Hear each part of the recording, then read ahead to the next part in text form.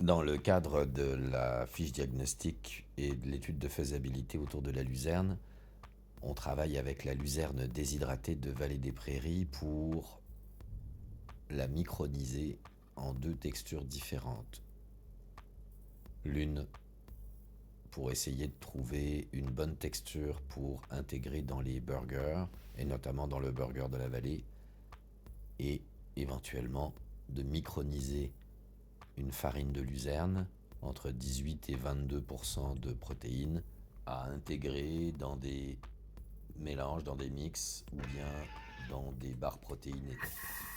Premier test, un peu au hasard pour voir en mixant simplement, et on obtient quelque chose qu'on pourrait sûrement avoir avec un mélangeur de type Ninja. On n'a pas besoin d'un Thermomix pour ça. Mais on va pousser cette fois de manière plus intense. Et on voit qu'on peut obtenir quelque chose de très fin. À cette étape intermédiaire, on a encore quelques petites tiges de luzerne avec la farine qui est en particules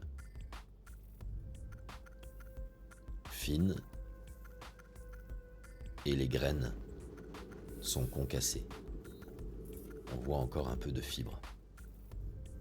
Ça peut être très intéressant pour faciliter la tenue du burger et enlever le côté fibreux qu'on avait si on laisse la luzerne intacte, telle qu'elle, dans le burger.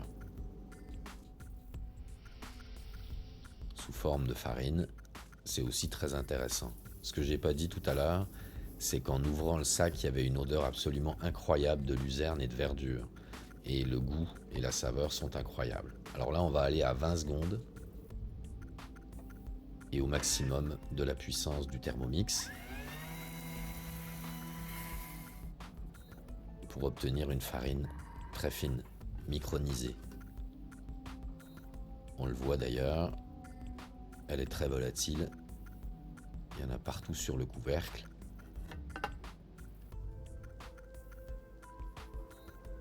Et on obtient une farine très fine. Alors évidemment, en production, on ne pourrait pas le faire au Thermomix, mais on pourrait très bien soit investir dans un microniseur, soit en louer un. Mais il y a peut-être d'autres options aussi. Mais on voit qu'on a quelque chose de vraiment très fin. C'est vraiment très intéressant.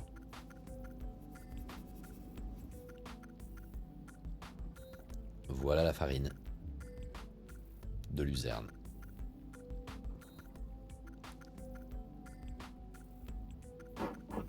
Et donc les deux textures.